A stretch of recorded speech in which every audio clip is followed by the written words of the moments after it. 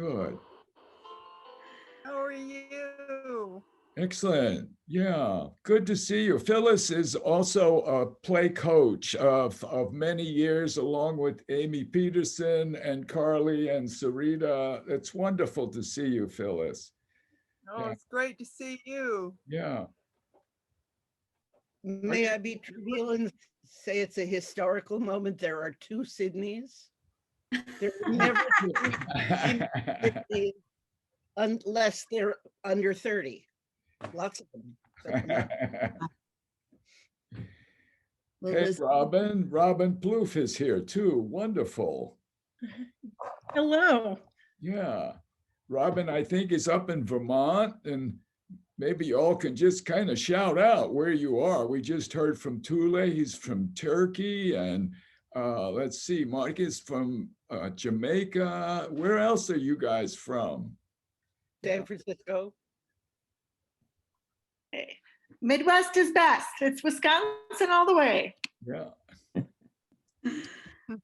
Good. Georgia, unfortunately in the news too much.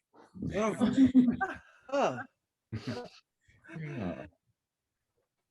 California.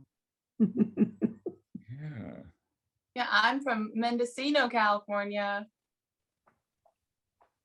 San Francisco. I just want to shout out, I'm in Western Mass. Walter, I haven't seen you since 1993. He was my first play coach and started me on this journey.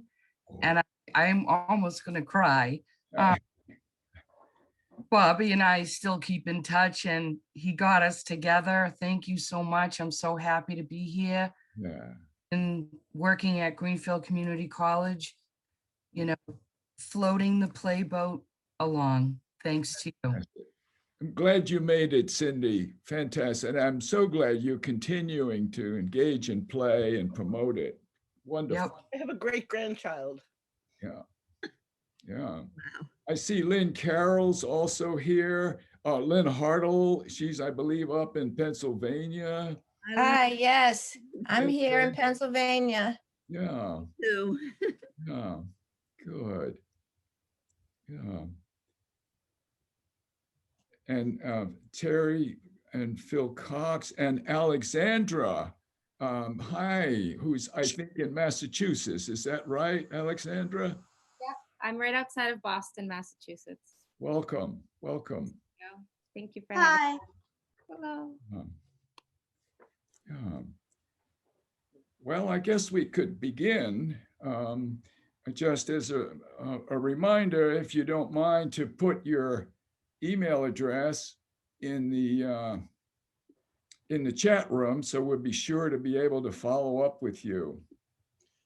All right. Well, I'd like to welcome you all to this play experience number 7. I can't quite believe that there's been already 6 and we're on to number 7, an auspicious number and an auspicious day. This is the first day of NACY's Week of the Young Child also.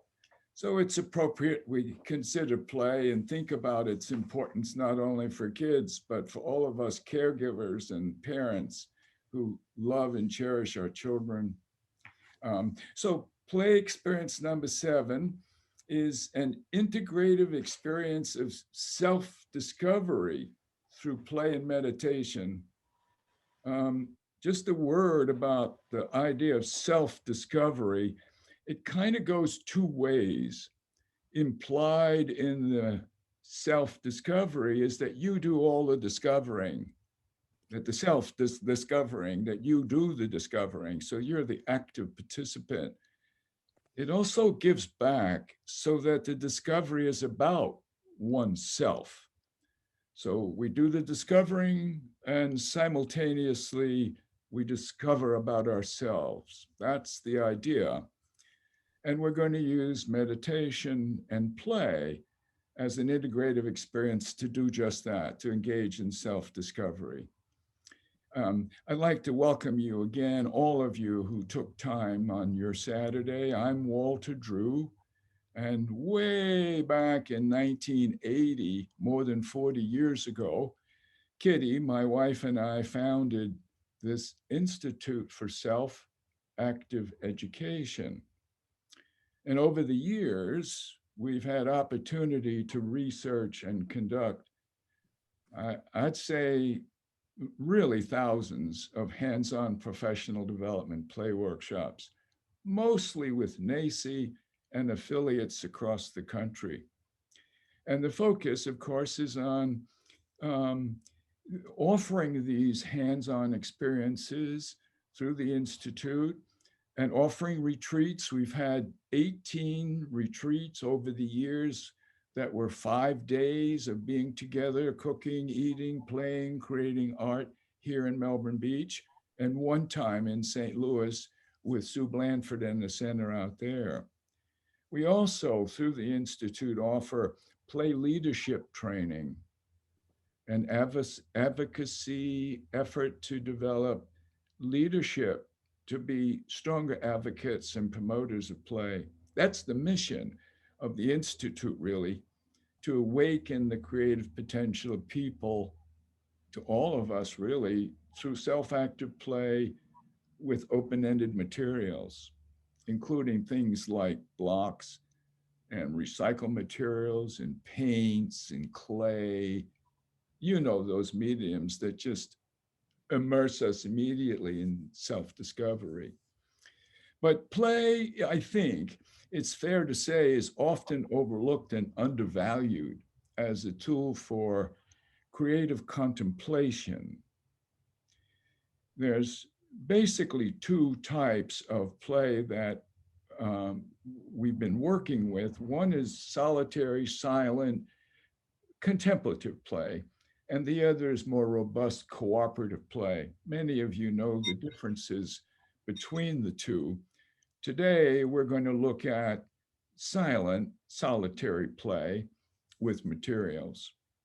And it is definitely about creative contemplation, which I'm convinced is a mindfulness practice that meditation and silent play with open-ended materials have much in common, as you'll discover today. Both are mindfulness practices that render us more fully present. It also awakens this inner source of creative power, creative energy, creativity. And in the play and in the meditation, it empowers self-discovery and inspires us to be more hopeful and optimistic. Indeed, this form of play and meditation is a healing process that's not only appropriate for children, but it's all across the human life cycle, right up to the end when we're transitioning into that other divine place we all get to be. Anyway, that this work is based on 7 key principles of self-active play. And Carly has very thoughtfully prepared a participant guide with lots of resources that you can access. We have that information you can get a little later. And it includes the 7 principles of self-active play that I'm going to, in a moment, summarize briefly, and I think Carly will also talk about that. But let's focus on the real center purpose of today's play and meditation. I'm going to say it is to slow down, to calm our minds, to relax, to focus our attention, to be more present, and to engage our hands, our hearts, and our minds in the enjoyment of attaining a higher state of being, a more conscious way of existing. And Robert Henry is one of my favorite authors. He wrote a book back in 1926 called The Art Spirit. I have a copy here, and I just want to read you a very short passage which pertains to the principles and to what we're about to do. So here's what he says on page 157. He says, The object of painting, imagine the word being plain. The object of painting a picture is not to make a picture. However unreasonable this may sound, the picture, if a picture results, is a byproduct and may be useful, may be valuable, interesting as a sign of what has passed. But the object, which is in back of every true work of art or play, is the attainment of a state of being, a state of higher functioning, a more than ordinary moment of existence. So the implication of what Henry is saying pertains to us today, that in a few moments in your meditation and after in the processing and in the play, there is the intent to basically attain a higher state of being. And the goal for us today as participants is to assess where any of that happens in those moments of meditation and play. So the practice of play and meditation awakens creative energy, which in principle one claims that this is a positive force and a safe context for developing new self-knowledge, knowledge about ourselves, self-discovery, and therefore living a happier, healthier, more creative, purposeful, and peaceful life. So several months ago, when Carly and I are experimenting with these Zoom experiences, this is in play experience number 4, following a silent, solitary play experience, one of the participants, Rabbi Michael Shire, who is a professor at Hebrew College in Massachusetts, he commented about his play, saying, "This is an act of prayer for me to slow down and experience some optimism in these times of stress." So the goal is for you to have a direct encounter with that inner part, that deep quietness and creative intuitive self today, to make the connection with your essential inner spirit, your inner being, that preciousness that exists within all of us. And out of that, to deepen your understanding of play, and perhaps even more importantly, increase your desire for further exploration of higher levels of play, to further gain and use access to the energy which rekindles love and passion, makes us more compassionate about our relationship with ourselves and with others. You know, we need more of that in the world, more peace and passion and compassion. In brief summary, that play's intrinsic quality, this experience, you will experience spontaneity of the spirit, thinking more deeply and feeling more intensely, and therefore building a trust in one's intuitive self. Having said that as a brief welcome, it's a supreme pleasure as a father for me to have my daughter, Sarita Grace, Sarita Drew, Catherine Sarita Grace Drew. She has a number of names, all of which I love, and her I do love so much myself. And also along with Sarita present is my dear colleague, Carly Bedard, who both of them together are about to guide us along the way. Sarita, a word about her, she has an exceptional understanding of compassion for children and for adults who have experienced deep trauma in their lives, and how play and meditation can be used as a medium for healing trauma, for easing mental anxiety and distress. social and emotional disturbance and disorder and suffering in our lives. Play is a medium for easing those things. Sarita is a master play coach who has presented hands-on play workshops with me, along with other colleagues, together at NACI over the years. Most recently, we presented 2 sessions together at the Southern Arizona AEYC annual conference, engaging the hands, heart, and minds and participants in the exploration of play and social emotional well-being. Carly Bedard is also a master play coach. She has completed with the highest grades her training to be a master play coach. Carly has a deep familiarity and appreciation of the principles of self-active play and how it works, how they work to soothe the soul, to rekindle the spirit, and strengthen social emotional development, especially in young children, but also in adults. Carly is a leader of 27 early childhood educational specialists in California that I have had the privilege of working with and guiding through the process of play leadership training and becoming certified play coaches with the Institute. And several other play coaches are with us today who are part of the California contingent. And we'll hear from them later, I'm sure.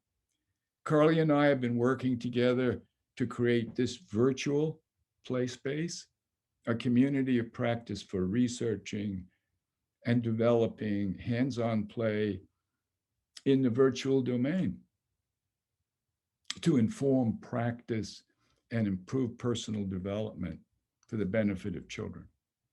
So together, all of us today, we're all partners in play, partners in this moment of creating and making art together. I thank you again for sharing your Saturday with us, for being present, especially those of you who have done this a number of times. It's really wonderful to feel the support and encouragement your presence offers us who are doing this work. And we want to support you and encourage you to continue in any way we can to continue the work of promoting play. Now, it's my pleasure to introduce Carly Bedard, who will share an introduction, a little more information, and an overview of today's activity. I look forward to being with all of you today, and it's a pleasure to introduce Carly Bedard. Thank you so much. Thank you, Walter, just for your amazing inspiration and encouragement and your words and thoughts. I'm going to keep my time brief because I had the incredible opportunity this last week to get a preview of what you all are about to experience this morning with Sarita. And I was just so impressed with the posture that the meditative stance we all are about to embark on and the principles of self-active play, just the beautiful connection between those postures. And so I don't want to take too much time, and we'll connect with you all after our meditation a bit more. I did put the link to the participant guide that Walter was referencing, where you can have access to all of the self-active play principles, because I think you're going to have an amazing opportunity of experiencing those 7 principles in our meditative time together and also in our time of play. So just to set the context a little bit, what's going to happen is Sarita is going to guide us through a beautiful meditative stance, and then we'll transition from that time of meditation into a time of self-active play. I'll kind of remind you of what that opportunity will look like. And for those of you for whom self-active play might be new, I'll set the context of that play experience a little bit. And then we'll enter into a time of journaling, an opportunity for you all to connect together in breakout rooms, and then end with a time for us all to debrief together. So that will sort of be the agenda for our time together. I'm so honored and excited, as Walter said, for you all to share this sacred space together and be a part of this moment and experience. So without any further ado, Sarita, I will turn it over to you. Wonderful. Thank you so much, guys. I'm really looking forward to this. Just want to give you guys a heads up. I'm in an apartment and there seems to be someone upstairs. I'm not sure how good my microphone works, but if you hear some like mumbling, that's the upstairs. Yeah, so let's first just kind of be present in this moment and get into our bodies. We're so busy throughout the day and week, we kind of forget that we have this vessel that takes us through these experiences attached to our mind and spirit. So let's put our palms together just for a second, maybe close our eyes and feel our sit bones, feel that surface supporting our body. Take a deep breath and exhale. And again, take a deep breath through the nose.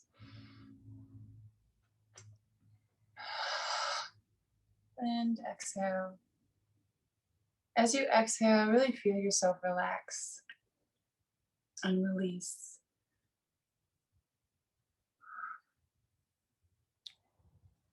And now, keeping your palms together, bring your hands up above your head, stretching yourself towards the sky. Inhaling, exhaling. As you exhale, allow your arms to fall down by your side,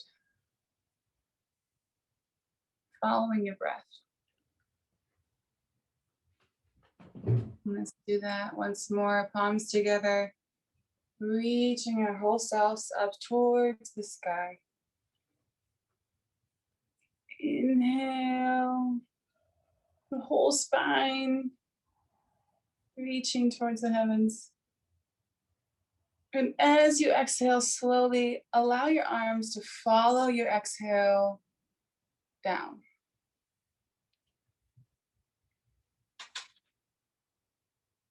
Becoming fully present in the moment.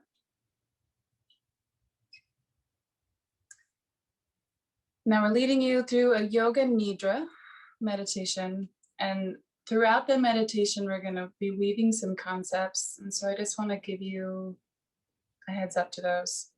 First will be your intention. So what is your intention for this practice, both with the creative practice after the meditation, but throughout the meditation? Do you have an intention? Is there a goal? Is there something you're working with? Are you trying to get clarity somewhere? Are you wanting to, what are you wanting to experience with this? The other is your inner resource. And your inner resource is something unique to you that you call upon for strength. Like what is really sturdy within you? And it can be an image, it can be a word. I did this with one client and she said, my inner resource is a golden retriever.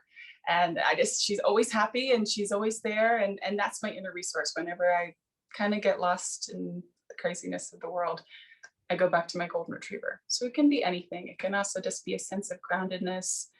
So just kind of visit that in your mind. And the final concept will be your heart's desire.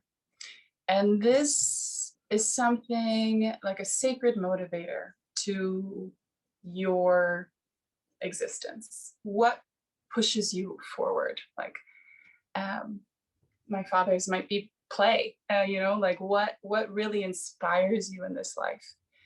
And that'll be your heart's desire. So that once again, that's your intention, your inner resource, and your heart's desire that we'll be visiting in this meditation. Now find yourself in a really comfortable position. We're about to start. Arrange your body so that you feel completely supported and able to enter into a deep state of rest and self-inquiry. This can be on laying down, this can be sitting, and there's no rules around how to enter your meditation. Take a moment to settle. And if you could be 5 or 10% more comfortable, make any adjustments to bring ease and well-being throughout your body and mind.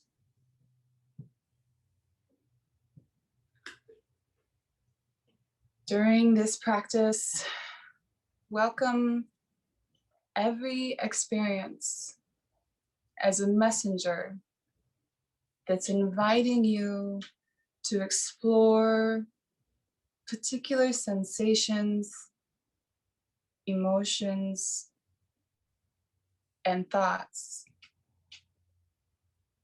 or the recognition of being spacious awareness. And in that, having pure creative potential.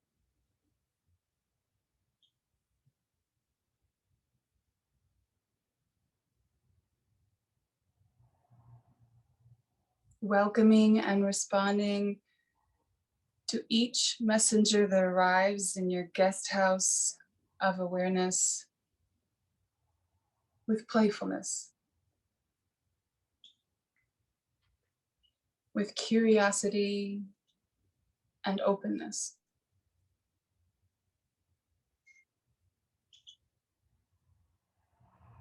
Bring attention to your senses,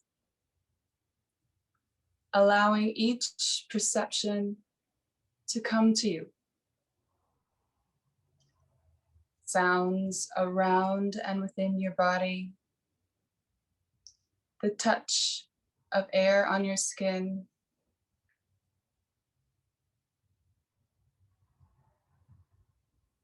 sensations where your body touches the surfaces that are providing support.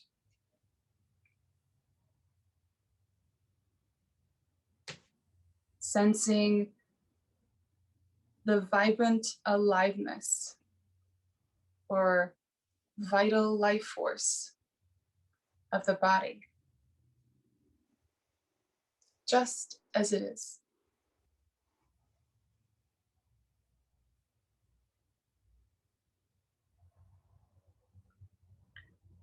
Recall your intention for today's practice. Perhaps to remain alert and attentive, or to inquire into a particular sensation, emotion, or belief that you wish to work with today. Or to abide as joy, being, or awareness. Fully welcoming and affirming your intention for today's practice with your entire body and mind.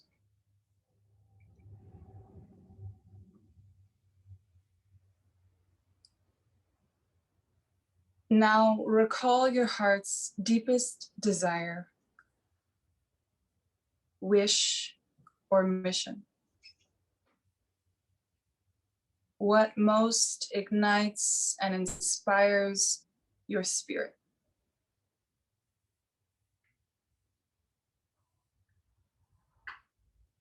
Perhaps health, healing, or awakening?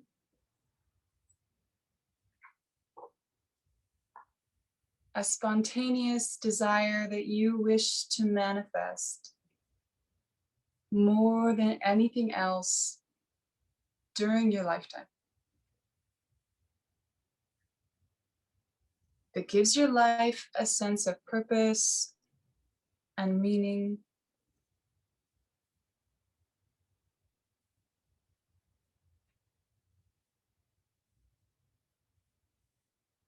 Affirming and experiencing the felt sense of your heartfelt desire as true in this moment.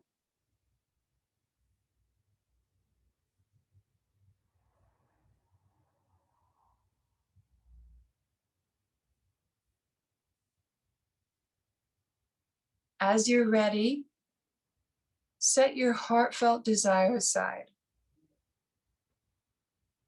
welcoming how it may affirm itself throughout your practice and in your daily life.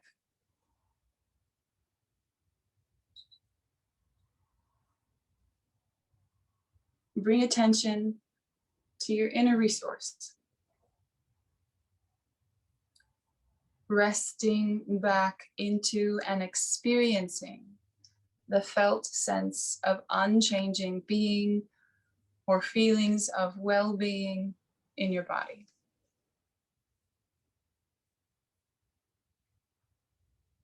A safe haven or refuge that helps you feel secure and at ease.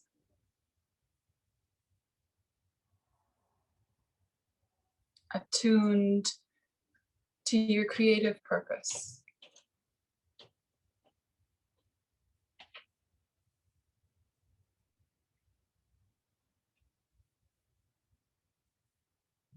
Welcoming the felt sense of being and well-being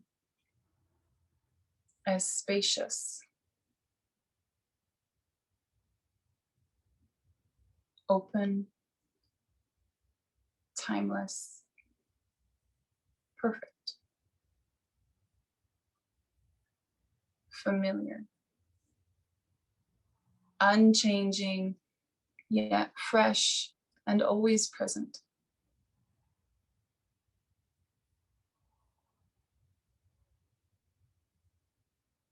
If helpful, invite people or images, a wise man or woman, religious figures, sage elders, animal friends, objects, or a place in nature. Images that nourish feelings of being secure, peaceful, and at ease.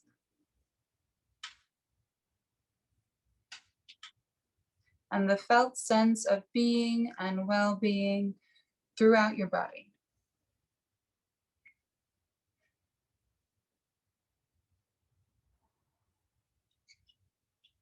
Know that you can return to your inner resource at any time, day or night, and throughout your practice, whenever you feel the need to feel totally secure and at ease. Now, allow your awareness to move throughout your body, starting at the crown of your head, to your brow,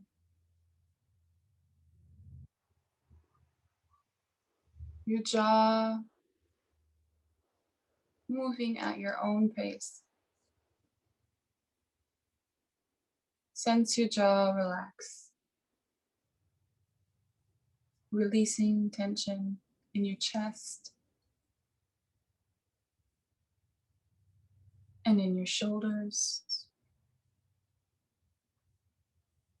allowing every cell to express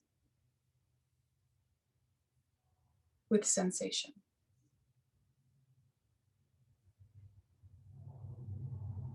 Inviting this sensation, receiving this sensation as messengers.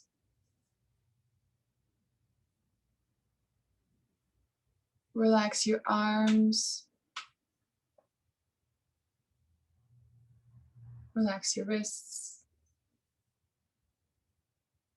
allowing creative pulse to move through you.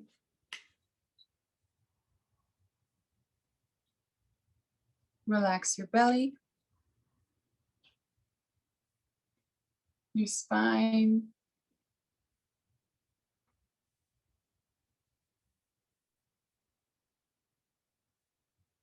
your hips,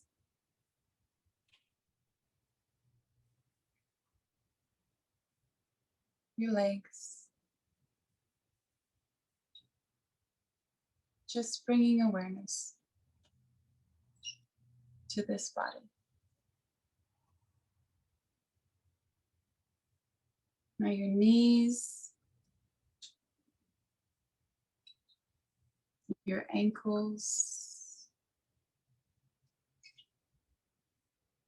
your toes, and the soles of your feet. Alive with creative potential.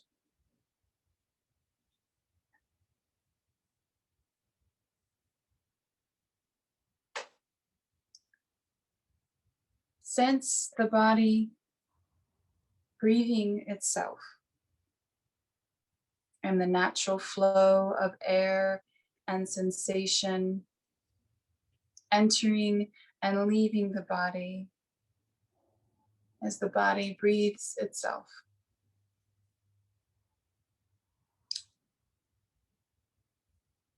Letting go of analyzing, feeling sensation in the nostrils, throat, chest, and abdomen as the body breathes.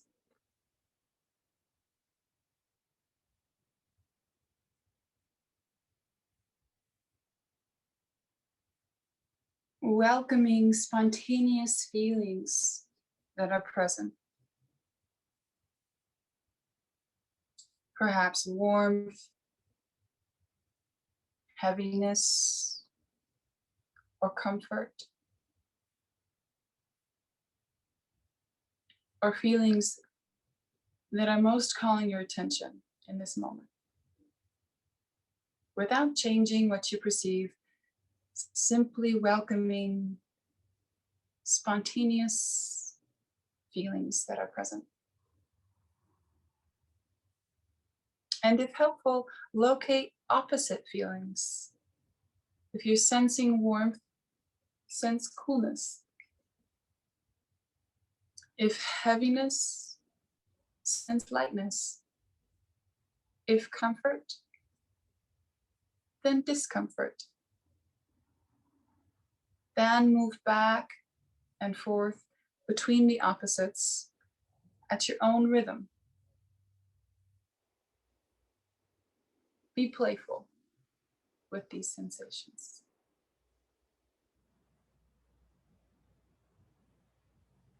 Now, perceive opposites simultaneously.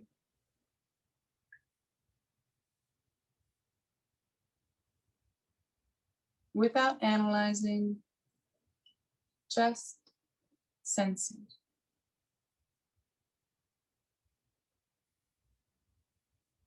And if helpful, interweave your inner resource of being and well-being throughout your body,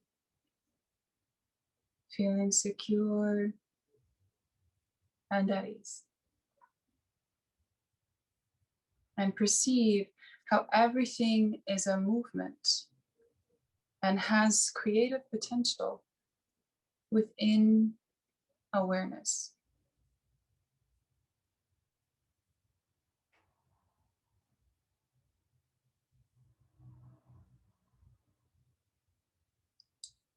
Locate a belief that you are working with in your life.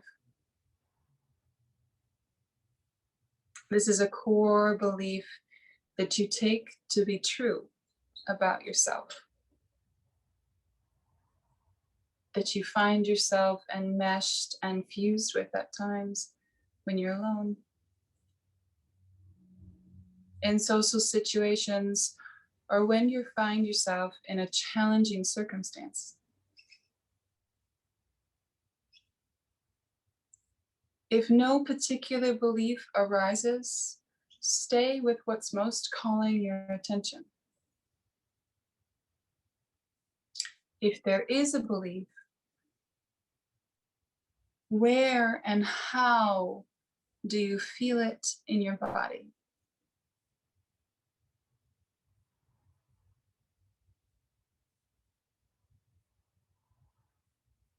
Welcome sensations, feelings, or emotions that are present when you take this belief to be true.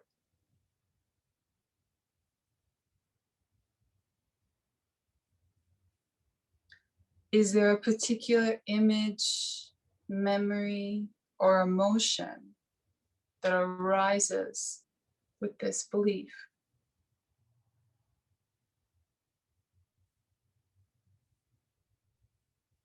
As you remain with your belief while holding it as true, notice what arises without trying to change your experience in any way.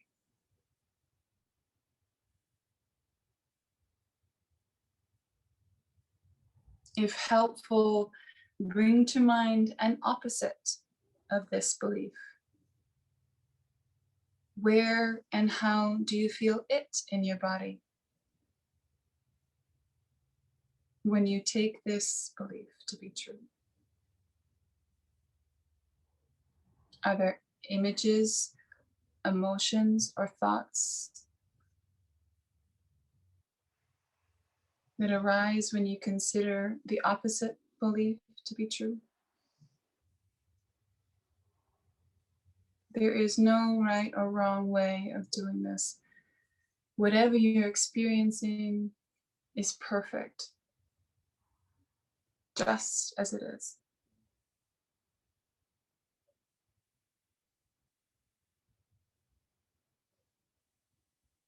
And if helpful, interweave your inner resource of being and well-being throughout your body, feeling secure and at ease. And welcome both beliefs to be present in your body at the same time.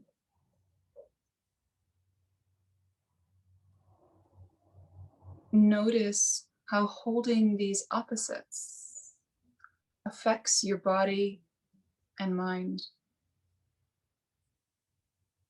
allowing your experience to unfold without trying to change or alter it in any manner.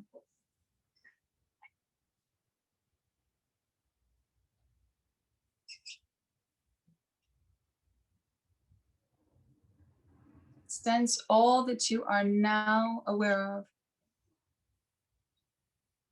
Feel back into awareness itself.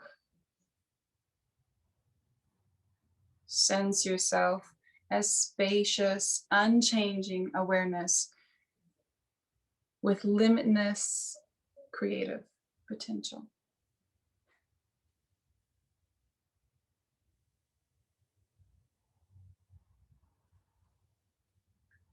Sensing the entire body as a field of radiant sensation. Bring attention to sensations of well-being, happiness, joy, or bliss that are present. Feel an inner smile radiating from your heart, expanding throughout your entire body. Every cell radiantly alive with feelings of playfulness, joy, and well-being.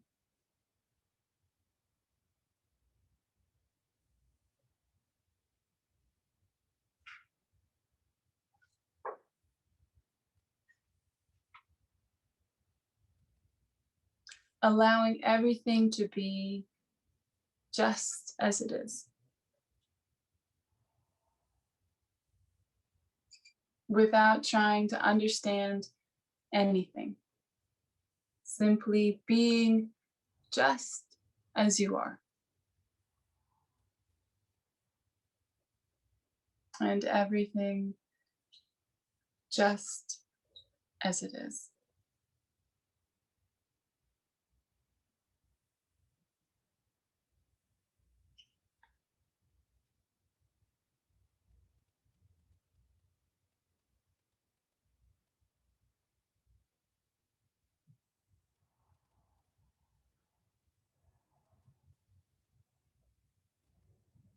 Reflect back on this journey you've just taken, welcoming qualities that are or have been present, feelings, emotions, thoughts,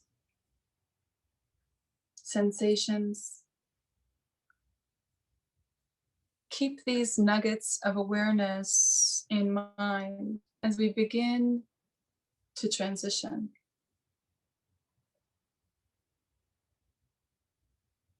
And without judgment, imagine how you might express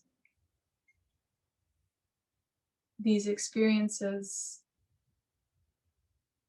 through your play. How might you manifest in the physical what you've experienced in the mental? Allowing that to move through your reality. Exploring the outer realms of possibility.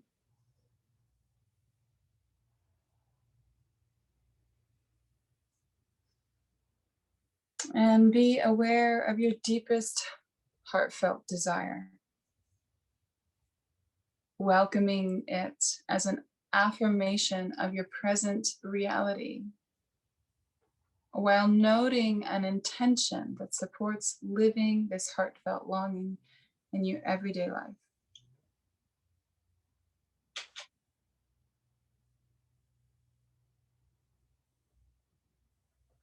Imagine yourself going about your day, feeling your inner resource of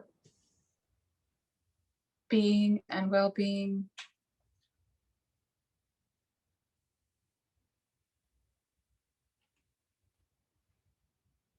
Sensing the paradox of being both spacious and vast as awareness, without border of boundary, all the while being this personality that has location and center and periphery.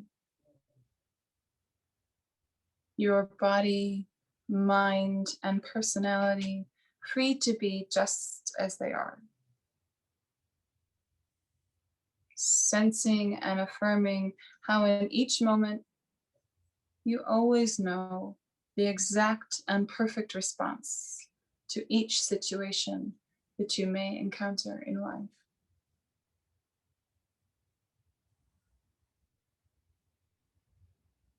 Take your time now as you transition into your waking self.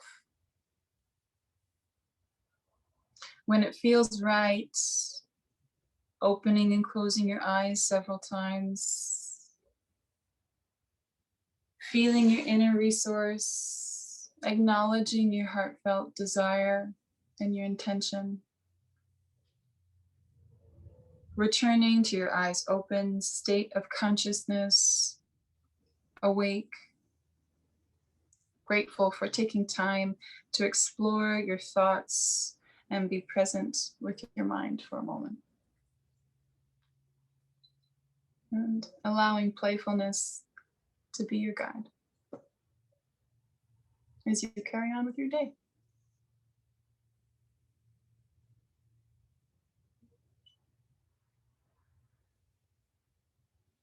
Thank you so much, guys.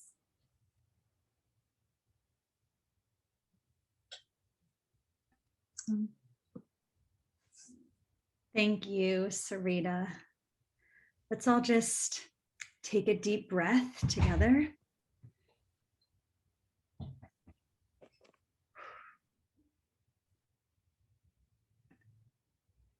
And again, just express gratitude to you, Sarita, for guiding us through that powerful meditation. We're now going to transition into a time of play where you can maintain that posture of presence you just experienced, of connection to yourself, and follow that inspiration that was evoked. For those of you for whom self-active play may be new, we're going to take about 15 minutes and allow you to just interact with the open-ended materials that you have in play in any way that you would like.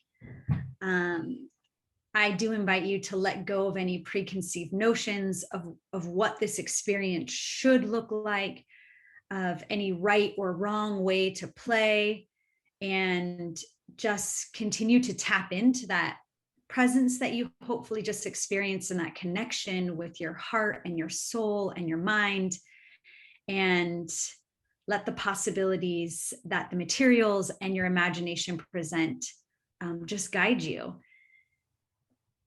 And so I'll put on some music for us to play to. Again, you'll have about 15 minutes to play and maintain that posture of presence and imagination and connection with yourself. So with that, please gather your materials and we'll enter that state of play for 15 minutes.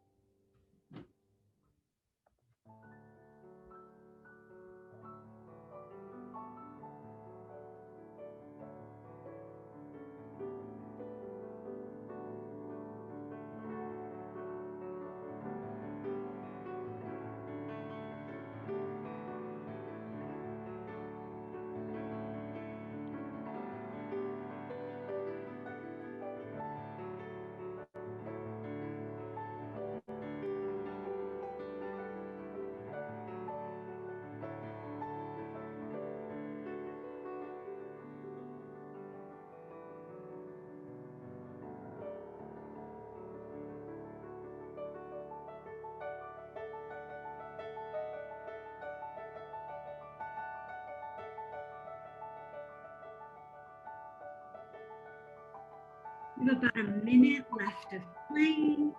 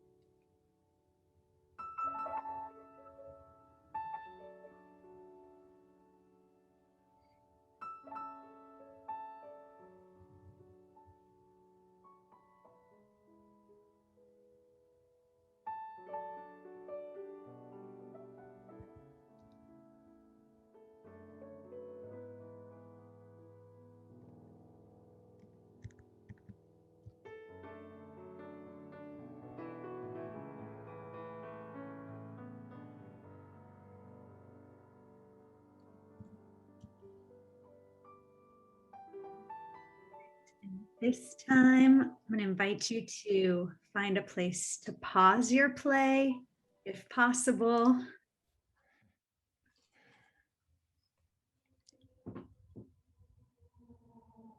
Just for a sense of time, that was about 16 minutes worth of play. So so you kind of have that awareness of how long you were engaged in that play process for. And now what's going to happen, I'm going to invite you to pause now and quietly reflect on the experience that you just had. So I'm going to keep time for about 60 seconds and invite you, if you're comfortable, to close your eyes and just kind of think about that time that you just had and what you experienced, what you felt in your heart, in your mind, what you experienced with the materials. So go ahead and quietly reflect for about 60 seconds and think about that experience you just had.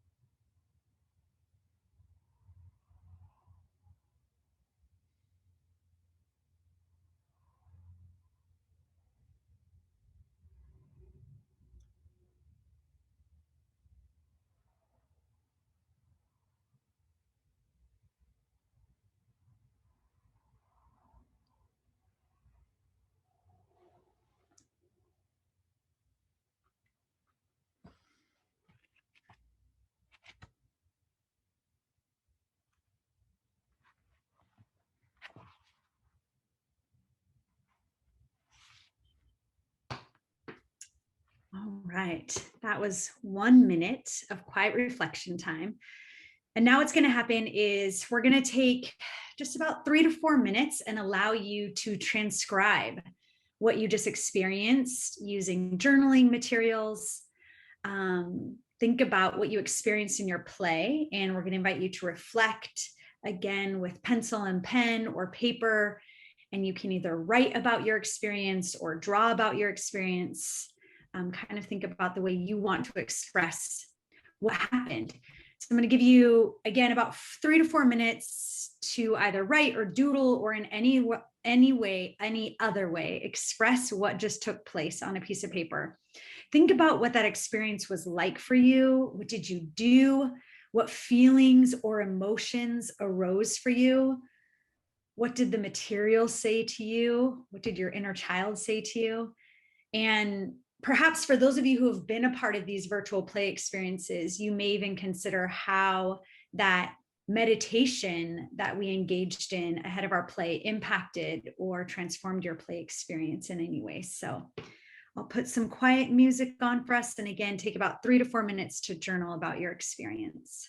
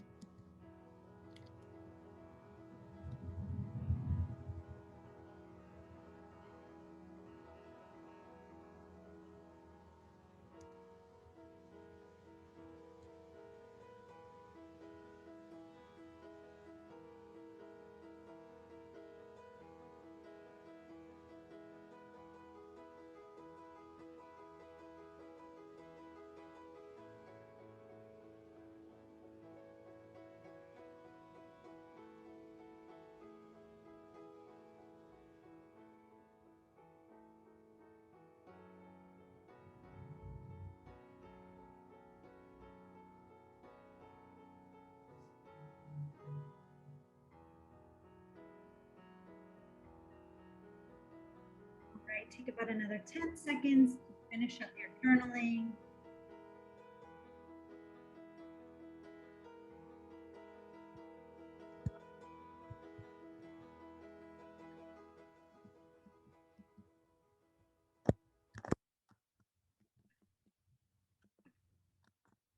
All right, thank you for engaging in that process. We're gonna switch to now what is one of my favorite times in this play experience, which is opportunity to connect with one another in breakout rooms, to share what you experienced in your play. So we're gonna send you into breakout rooms where you'll be paired with one other person. And we'll be in those breakout rooms for about 8 minutes. So we invite you to share that time and space equally. Maybe consider allowing one person to share for about 3 to 4 minutes about their experience, and then invite the other person to share for about 3 to 4 minutes for their experience. You can certainly show what you created and just talk a bit about what you all experienced throughout that process. So I will open up the breakout rooms. You should see an invitation to join a breakout room at the bottom of your screen. And again, we'll be in there for about 8 minutes, and then we'll come back to process and debrief and connect as a larger group.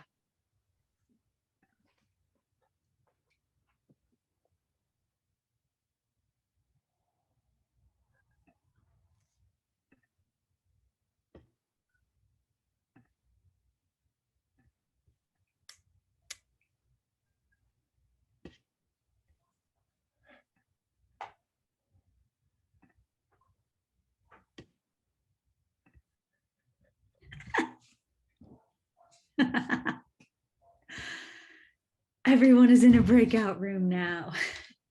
I'm so glad. Now we have a few moments together. I feel like I haven't connected with you in so long, even though I feel the same way. It's a good reminder that, yeah, I think just how important it is for my soul for us to have that time to connect and process. I have really missed you. Same, Walter. So really missed your presence in my presence, you know. I know you're busy doing wonderful things, but I'm jealous of that time away. Same. Yes. Well, yeah, I think preparing for this has been, just different, but amazing. So I'll be excited for us to get to process and debrief and then get to plan next steps for our next experience too, and for our writing. And yes, I had an interesting experience I wanted to share right now so that it'll make sense later on. The young woman, Alexandra, on the phone, on the line, she's a colleague of Carrie and Ed Klugman. And she contacted me. She's studying at Lesley University in Massachusetts. She's studying mindfulness. And she's excited to be with us. And in conversation with her, I said, well, we could meet next week and talk about how the experience was. And then something was said, and the idea of inviting everybody who's here now to possibly come together next Sunday afternoon at 1 o'clock, just to debrief. Anybody, if they have an hour and they want to drop by, or was it 4 o'clock? 4 o'clock Eastern Standard Time. okay. Ooh, which would be 7 for me, which would be perfect. Wait. No, opposite. Oh, it'd be 1 o'clock for me. Yeah. We could make it a little later if you thought you could make it. I'll be driving home from Arizona, so I'll just need to see what time we're planning on leaving. But by no means does it have to be worked around my schedule. But yeah, I would love to be able to participate and connect if possible. Yeah. Well, I didn't want to exclude the possibility that you could be there. So I'm hoping, that's why I'm mentioning this time, hoping it's convenient. Yeah, I'll find out. I'll confirm what time we're leaving. We'll be leaving Arizona in the morning, so that way I can know. I'll be coming back with my sister. So yeah. Okay. Wow, that is, I mean, it's just a brilliant connection because I think I told you with my colleague who recently retired, Dr. Lucy Vizzuto, when we were talking about resiliency and mindfulness, she was really encouraging in really claiming my play as a mindfulness practice Yeah. and just as powerful as any other mindfulness practice. She just in me explaining the experience, she's like, it definitely, yeah, it meets the qualifications of experiencing that sense of presence and mindfulness. So Good. Yeah. We could ask the people today, if they agree or if they've experienced any sense of being present and mindful, yeah, in our general discussion. yeah, definitely. Um, um, it's different each time, but I must say, in our sharing in this moment, I really felt better about how I presented what I presented. I don't know how it appeared on the other end, but there wasn't anything about what I had it all together. I actually composed what I wanted to say. That's the first time I think I've ever done that. Wow. Yeah. Feels like I'd like to do it that way again. Could you tell I was kind of reading from a page? No, honestly, it felt like, yeah, you were speaking just from your heart and mind. I mean, I didn't have the screen zoomed in just on you. So maybe if the picture was bigger, I could have, but I didn't notice. Yeah, no, just from that gallery view. Yeah. And even if Still conversational. I mean, your like intonation and your ability to connect with people through the screen is really powerful anyways. So yeah, I thought it was lovely. you're so encouraging, and because of that, I feel grateful, Carly, because in moments that aren't encouraging, it's good to have a colleague who shares things that are uplifting. You know what I mean? Yeah, Yeah. I do know what you mean. We need more of that, right? I mean, I love, don't get me wrong, like constructive criticism, and I'm constantly, thinking like, how could it be improved? But Yeah. I think for you and I, because that's our natural posture, like I also like to remember and celebrate, I don't know, just the incredible inventive experience. And honestly, like I think in particular, the relationship that I've fostered with you over the past year, all virtual or via phone, has inspired me about the power of the ability to connect virtually. Yeah. Yeah. So yeah, I'll be really excited to hear what what people have to say about that opportunity to meditate ahead of the play, what that felt like. Yeah. Good. I will be honest, I struggle to maintain, like, to really going deep and being as contemplative today versus last week. And I was wondering, like, kind of, or during the week, I had some hypotheses. One is just in the back of my mind, of course, knowing like we're here presenting this to other people. But part of it too is I think it's a stretch for me to integrate the various layers of meditation because it's sort of a newer practice for me, like Yes. the last few years. So I found it like a good stretch and challenge, but to integrate like the various layers that Sarita introduced this time, I found myself like kind of wrestling a little bit with my own inability to attend. Yeah. I had similar experience this time. Yeah. I was thinking this felt a little different than the other two times I've experienced it. Felt a little longer, That was one thing that I felt. And there was a little reiteration in there. But we'll see, yeah. And I think she's practicing. This is good for her. Yeah. And did you notice I said you were a master play coach? Yes, I did. We got to do something about that certificate, and a presentation somehow. Let's do that. I would love to. I need to, you know what I want to do to finalize it is I told you I'd started my play journey, like authoring that. And I want to finalize that as like my capstone project to feel like I've submitted my, due diligence of documenting this work. Excellent, excellent. I Great. gave them a 2-minute warning, so there's about 90 seconds left, and then I'll bring them back in.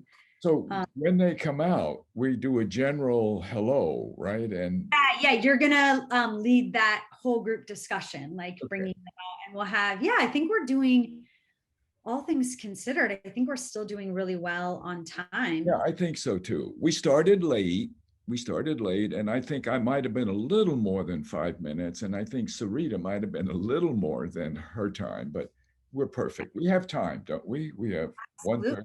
Especially since we're going to 11, I think it'll give really good group discussion time. And then I have the link ready for the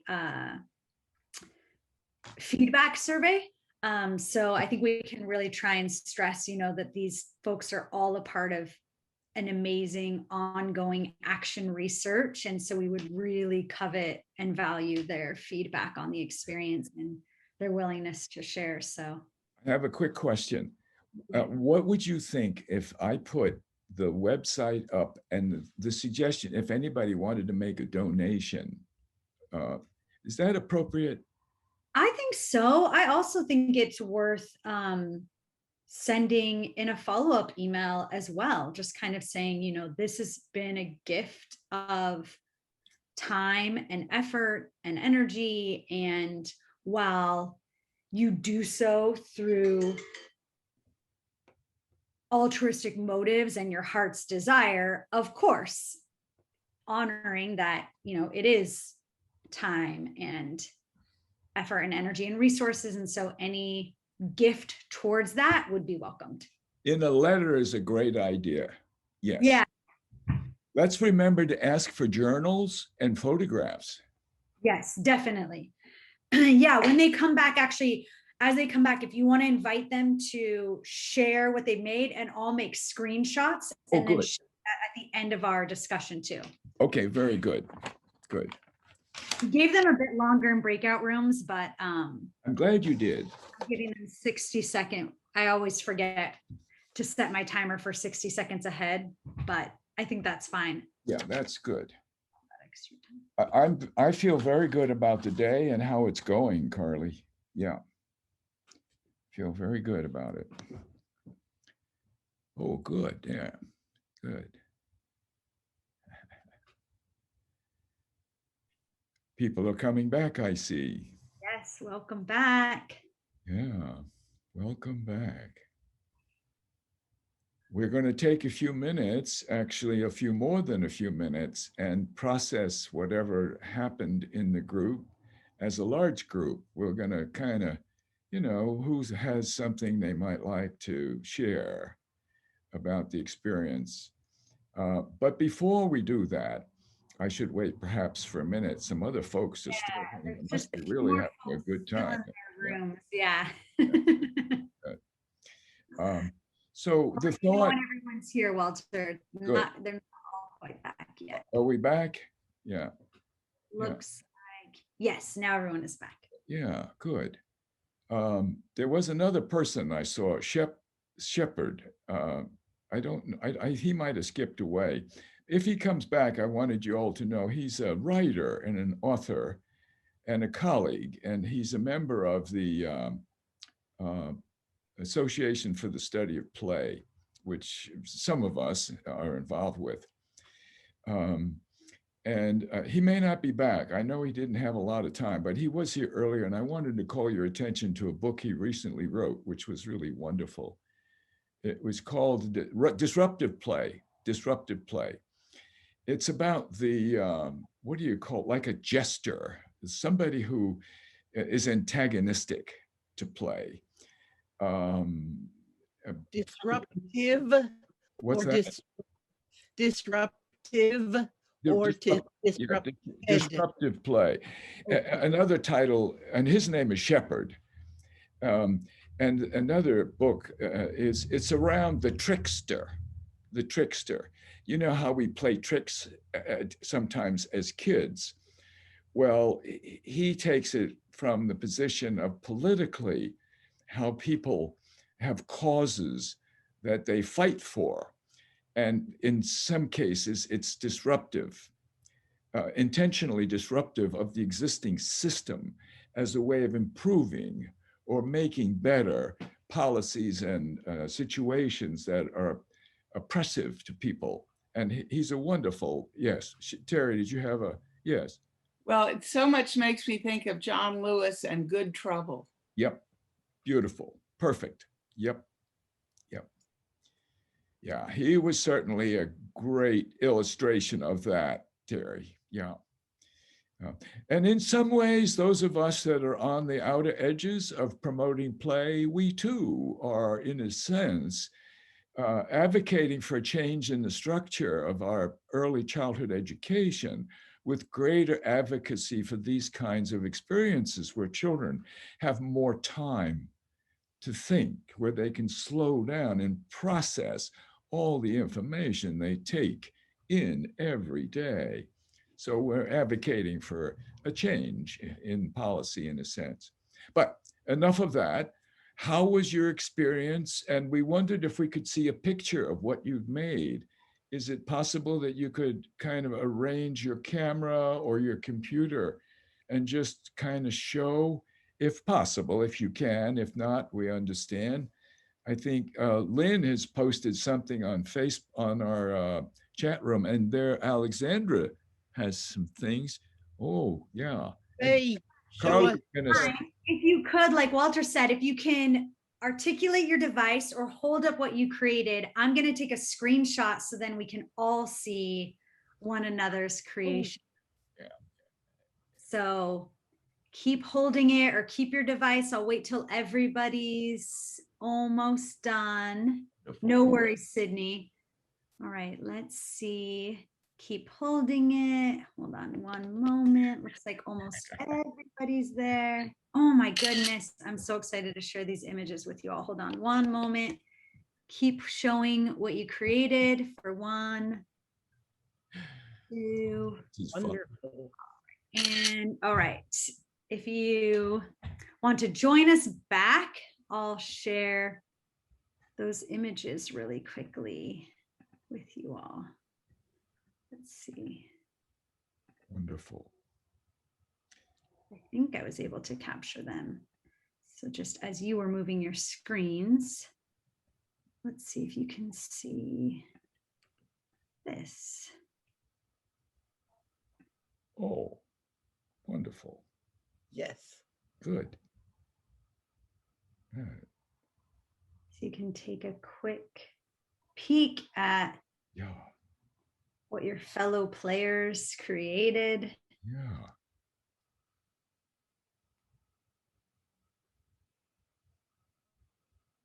Amazing. Wonderful. So, yes. And here we are, back together. And the question is, what happened? You know, what happened for you? What stands out? What might you like to comment on about your experience either during meditation or during play? It's just kind of open sharing, and we'll just kind of listen to people's comments spontaneously. Anybody have anything they'd like to say? Don't hesitate. Oh, there's Kelly Reed. Kelly's got something there. What has Kelly got? What was that, Kelly? Sorry, my stuff all fell over, but I had snapped a picture, so I was trying to share my picture of it. Oh, okay. Just I see. Yeah. we're all experimenting. This is science.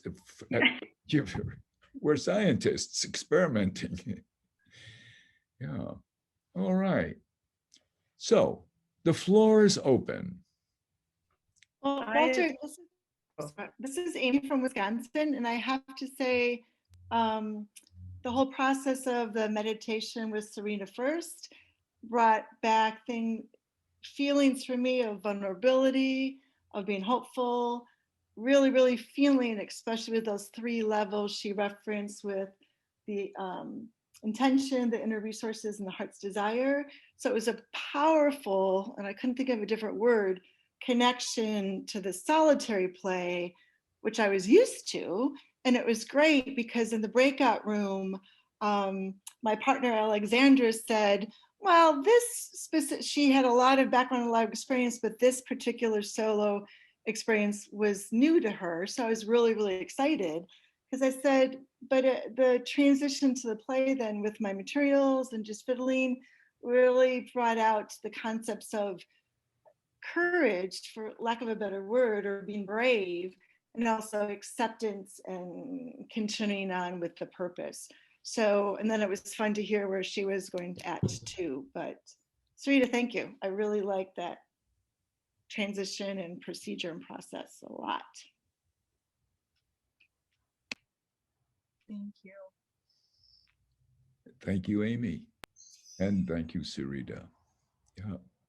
Well, you know that Walter, Lynn and I ended up, and you'll be very happy, we ended up talking about recycling, and both of us specifically brought materials today that could be recycled, but I also brought things that, and I don't know if you can see these, but I'm going to give these to our model classroom.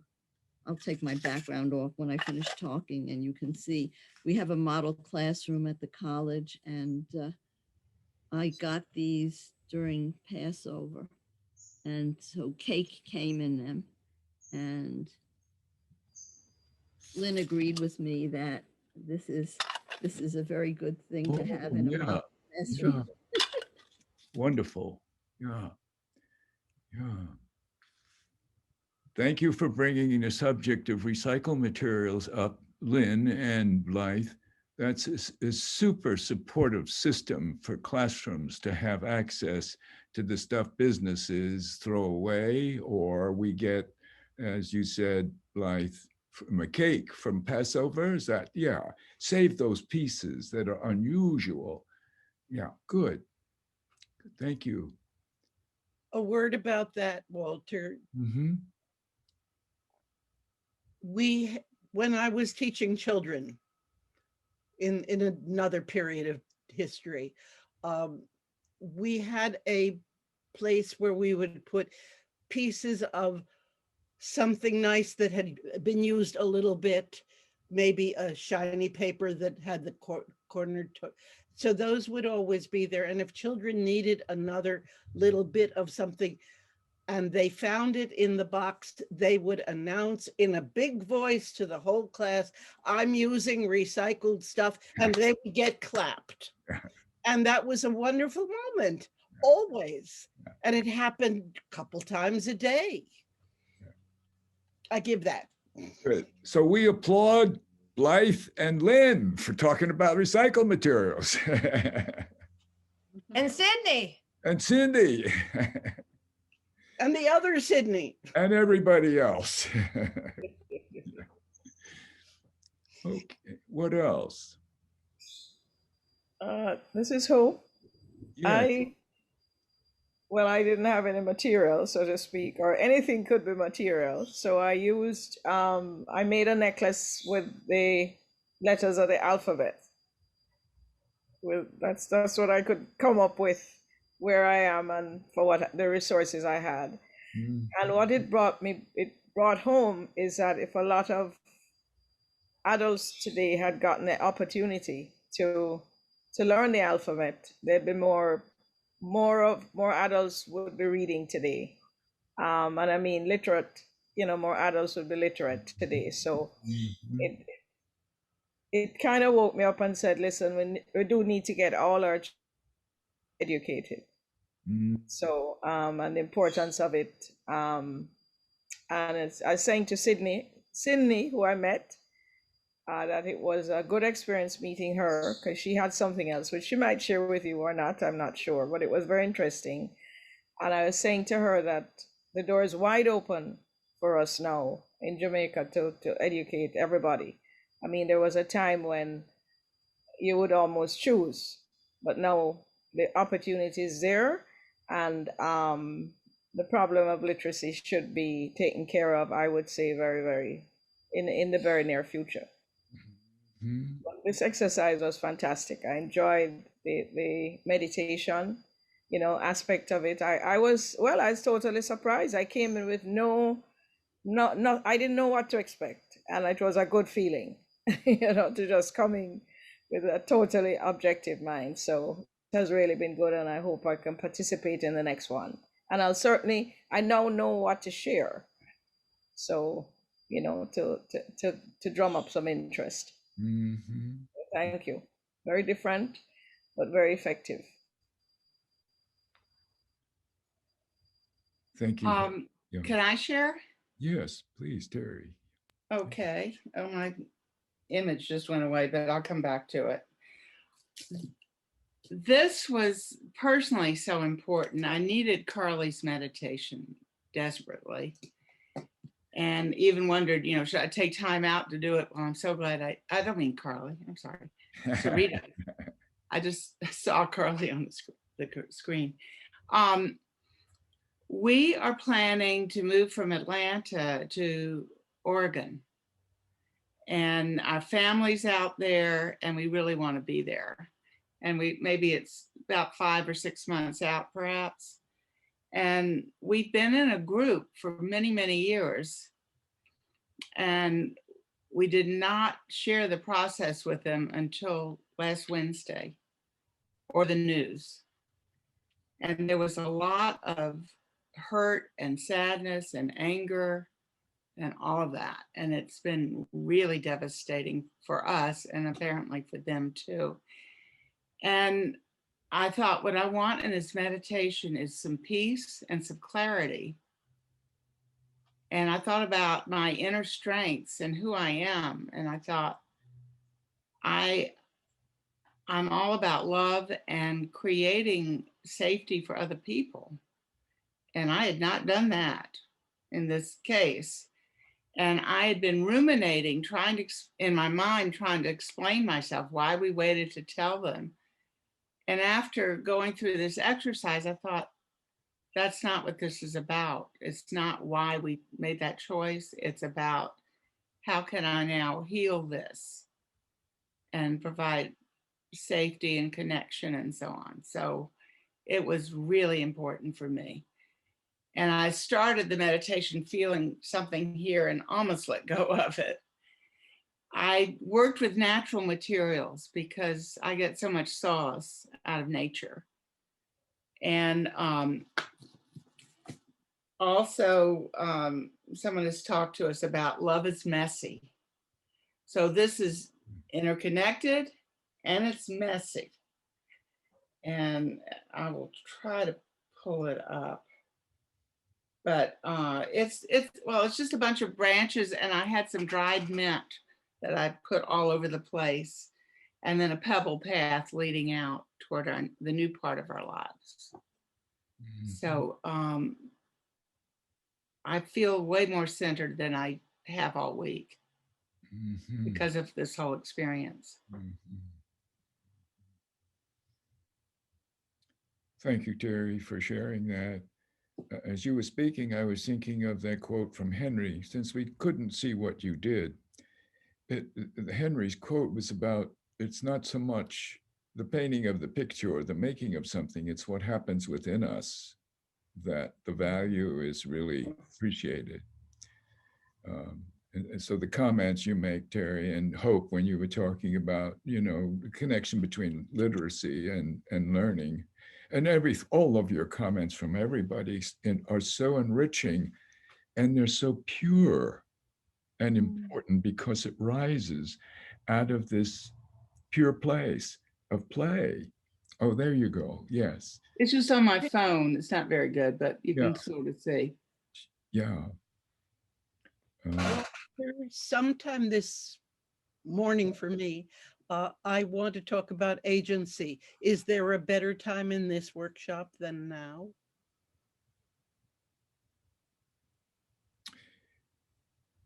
And if not now, when? And if not me, whom? Yeah, that's right. Yeah. Okay. Well, I have been thinking during this period in my life in which I have taught very few children, but it's a joy when I get to do it, about agency, which was a new idea to me about 8 years ago. Agency being the idea that you think about something you want to do, you figure out a path, and then you do it. And we are born with this ability to make that journey.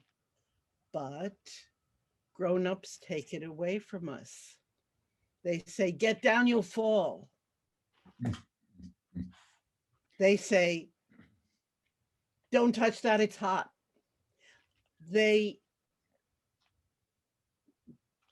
I'm very worried about get down, you'll fall. Let me just stay with that for another minute and then let you go off to think about it. If the child is up there and hasn't fallen, he or she or they have understanding that they can do it. If we tell them they can't, we put fear into the equation, we put restraint in the equation, and we make the child smaller. And the worst example of this, after I had taught in front of her all 14 other children in the class to stand on their head against a wall, a wonderful accomplishment for a 4-year-old. I got to the child who had been resisting the whole time, and I said, it's your turn to stand on your head. And she said, I can't stand on my head. And I said, I'll teach you how to stand on your head. She said, but I can't stand on my head. And she really almost won that battle. I'm tougher, so I won it. And she ended up standing on her head, but she was sure, and she had been robbed so completely of her agency that the idea that she could take on something new was really anathema to her. And I worry about that potential in children. And I think it is the opposite side of encouraging them to do with the materials what they can do. Absolutely. I think that this is a healing for the loss of agency, and I want to put it into the play discussion, and I want everybody to take it afield. Thank you. Wonderful. Thank you. I would like to just briefly comment on that, Sydney. That's some of the work that I do is with individuals who have experienced trauma in their life, and there's a huge loss of agency, especially when it's trauma that happened to the body, like sexual assault and things like that. And this practice is something that I use in reestablishing agency, using it with the play experience, because there's no parameters around these odd materials that, if you've been to one of Walter's workshops, like they're funky little things. You don't know what it she didn't know what it would be like to stand on her head. So your mind as an adult does this little trick. Well, I don't know how to engage with that, but there's no right or wrong way of doing it. And that's what's so powerful, I think, about the play experiences, because you don't have this I can do this, or I can't do this. This is a new experience. And then you can build agency by, I get to create the reality that I want with these materials. And that's a really powerful experience for people who feel some sense of dissociation or a lack of agency.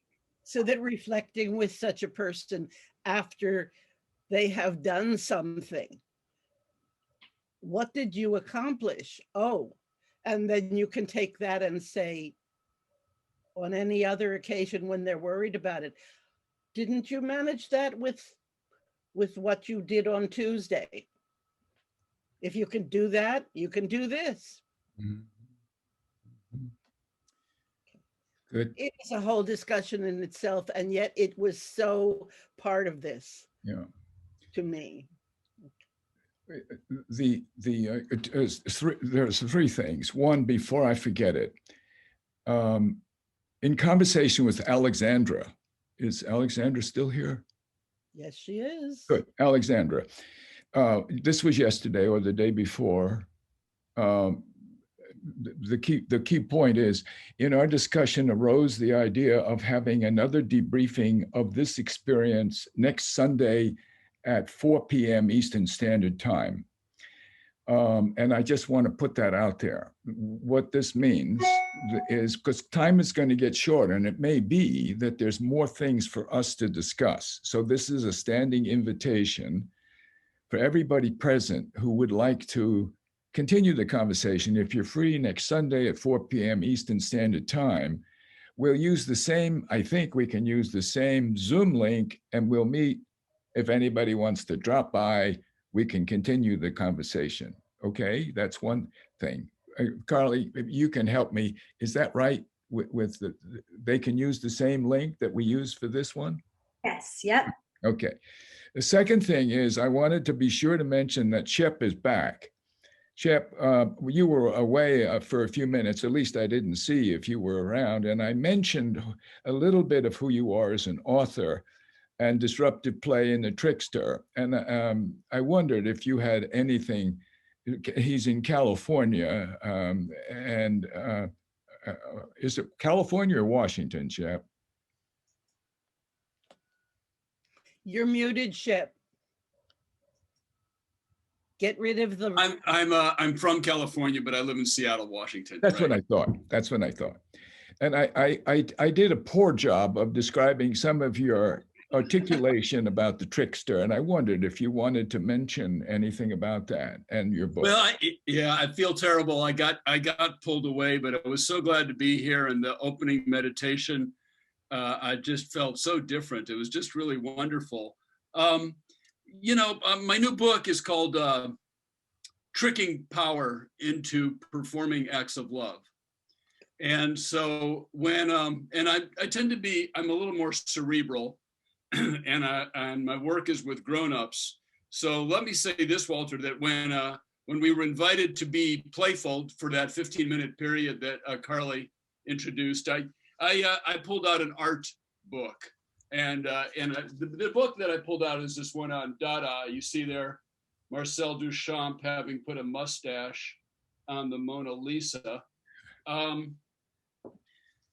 And to me, Dada was just one of the great examples of what I'm trying to convey in my books, that in the midst of the absolute horrors of World War I, they chose to be playful and to make fun.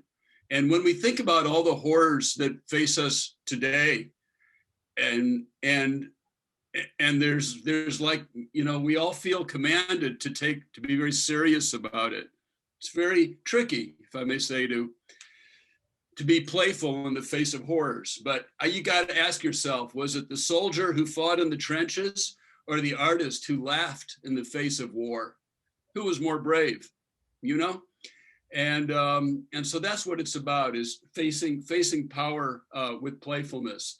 So what I learned, and I learned it right around the first time I ever met Walter, was that a grown-up who has retained the ability to be playful as they were as a child is going to encounter the oldest archetype known to humanity, which is the archetype of the trickster. And you may encounter trickster consciously, you may encounter trickster unconsciously, but trickster is going to affect who you are. And once you start delving into the folklore and mythology of trickster, it's pretty fascinating stuff. And the idea of being playful as an adult and in the arena of politics, which is not a playful arena, makes for some interesting sparks. So I don't know if that's what you were looking for, Walter, but that's kind of what I'm about. Thank you, Shep. I was looking for whatever you might want to say, and that was wonderful. Thank you. Thank you for being present. All of you again, thank you for being present. That was the second thing. The third thing is I'd like to come back to what Sidney Gerwitz Clements said, and that relates to somebody. Let's see, what was the other point? Well, I'm going to read this, and oh no, it was Terry Cox as well. This is a book I'd like to recommend. It's called Godly Play by Jerome Berryman. He's a priest, a minister, and it was written a long time ago. But what occurs to me is he said something in here that struck me, and I think you might appreciate it. And I'd like to just bring it to mind. Let me see. What it has to do with is what the whole idea of agency, of allowing possibilities for children to realize they can do it rather than to assume they can't. So in here, Berryman talks about, he says, I won't read the whole thing, but the best approach to sharing or not sharing new insights is to balance the risk of taking away the child's chance to make the discovery with the awareness that showing ourselves happily struck by a new insight reinforces the child's enjoyment of the creative process. So, to be specific, the whole idea of these little play experiences with children and with adults is that they reinforce our enjoyment of the creative process.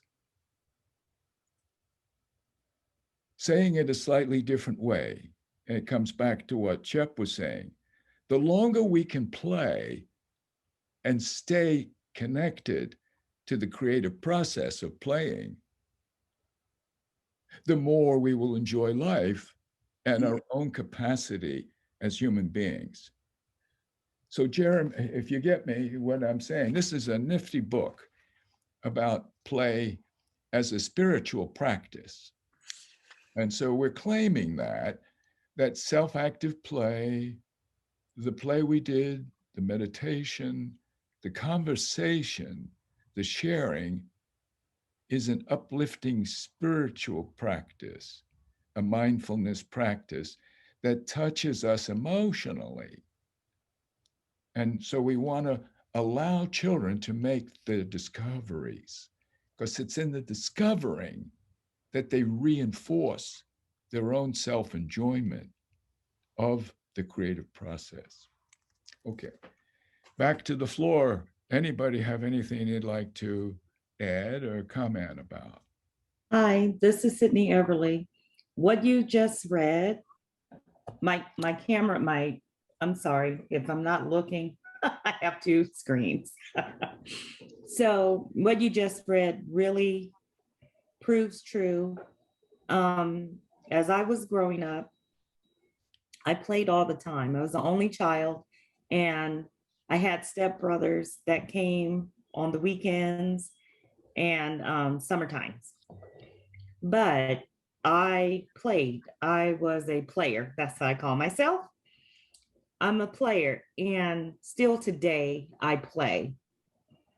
I know sometimes my friends just look at me like this girl is so crazy, but I love to enjoy myself, and I truly believe that came from my childhood with playing and in my imagination, because a lot of times I was by myself and playing with my dolls and messing up my mom's napkins, tissues, rubber bands, anything I could find, and drawing paper dolls. I don't know if any of you used to play with paper dolls, but I used to love paper dolls, and I used to draw my own paper dolls and make clothes for, it was just, and still today I'm still playing. I learned how to make cards. So I make like pop-up cards, twist cards, exploding pop-up boxes, and I just use my imagination. And I was telling Teresa, Terry, I was telling her in this meditation today that I just felt free. I felt freer, and I was stringing shapes and stuff together. But what I was doing, what I was connecting, like all of it together. It was like a big old mess, and then I had to take it out because I couldn't stuff it back in the little tube. But with this meditation, I felt freer. I played. I mean, I laughed at myself. I was like, what? How did I think that I could do that? And it was just a freeing opportunity. And I think meditation, prayer, wherever you want to call it, daily. Like I said, I'm a player, and my husband probably needed to play more when he was a child. But he just like, I mean, a lot of people go, "Oh, Sydney," and Carly knows, "Oh, Sydney, you're so silly." But I try to enjoy life to the fullest. Not that I have to go to exotic places, but the people around me, the space that I'm in, I want it to be joyful. So I just do a lot of things, and thank you, Catherine, for sharing the meditation, because it really does help. So thank you. Thank you, Sydney. I wonder, Phyllis, we haven't seen each other or spoken for many years, and you're here today. I wonder if you wouldn't mind saying a little bit about your experience with play early on, and if I'm not mistaken, some of the applications that you undertook. Am I putting you on the spot? Maybe. Maybe. Well, please just pass on it if it's not comfortable, Phyllis. Well, no, it's fine. I just, I can talk about today's experience, you know, Sure. and because each experience is different, you know, you kind of, for me, it's been whatever's in the moment, whatever needs to come up, whatever needs to happen or speak to me. So it's really hard to compare with another experience. So today it was a lot about creating plastic sculptures out of caps that I have saved, and some in these windows here that I don't know where I got them, but I see them as open windows. But basically, I went into my need for joy and to connect with the divine within myself, and that the manipulation of the materials always seems to affirm that I have control over my environment, my life, my thoughts, my feelings, and where I'm going. So, or where I am in any given moment. So the manipulation does that. It's a deep reminder of that. I am still working with abused women after all these years. In fact, I have to get ready to go to work now. I do weekend at a shelter.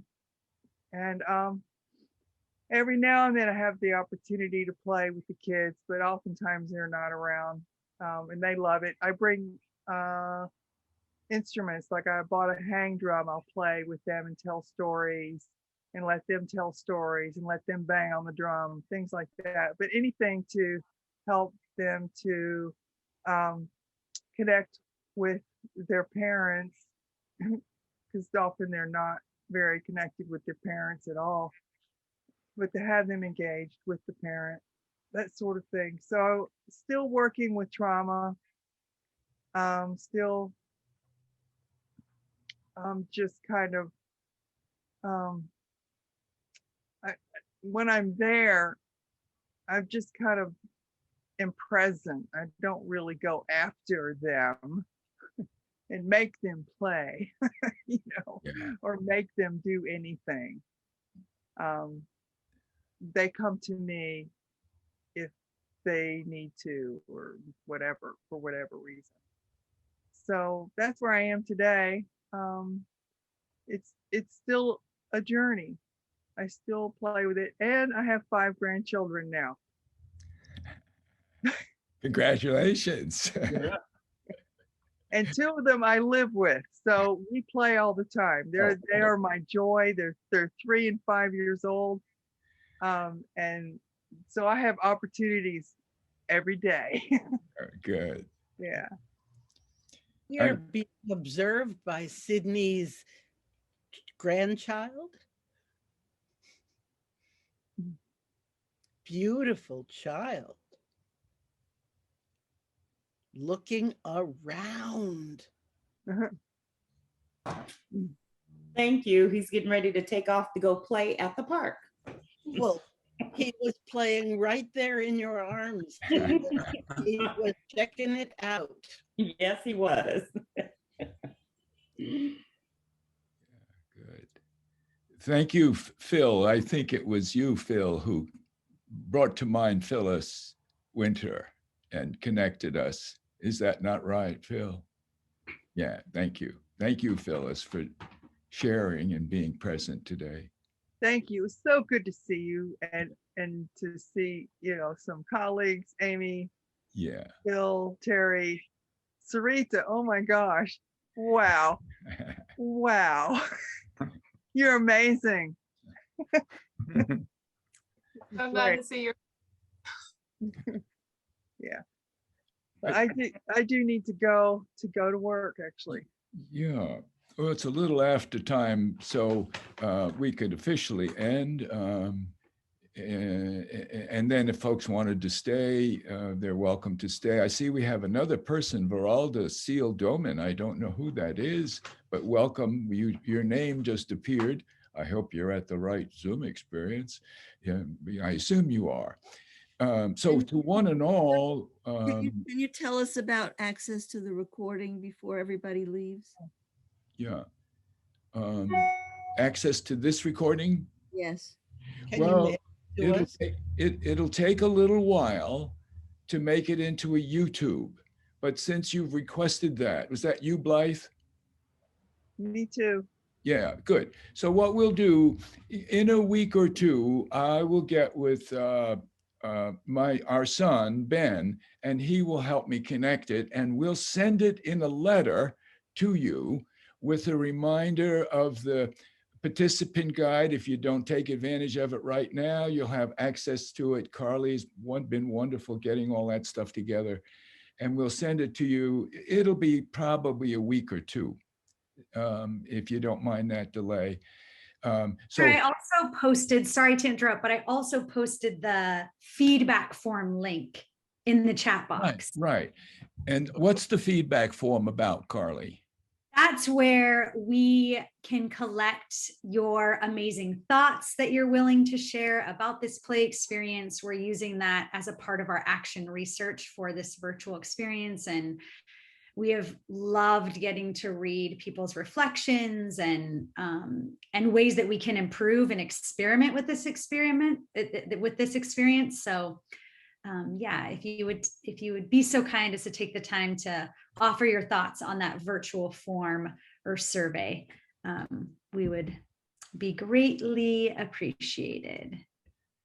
We will follow up with an email about the next time we're going to get together, and the reminder I'll send, I guess, that we have this 4 p.m. next Sunday, Eastern Standard Time. We are going to attempt to get together again if you can. It's just an informal, kibitzing. Thank you one and all for being present. Thank you for sharing, and as you did for playing and for participating in the meditation. It's a joyful, uplifting experience to be together virtually with you like this. May the long-time sun shine upon you. all love surround you, and the pure light within you guide you on your way. Guide you on your way. Thank you again for being present. Okay? Thank you, Walter. Yes. Thank love you. You all. Sydney, would you Thank stay you. on? Thank for a second? you. Thank you. Thank you, Carly. Thank you, Sarita. Thank you, Carly. Thank you, Sarita. Thank you all again. Yes. Thank you. Bye. Bye. Bye-bye. Thank you. Yeah.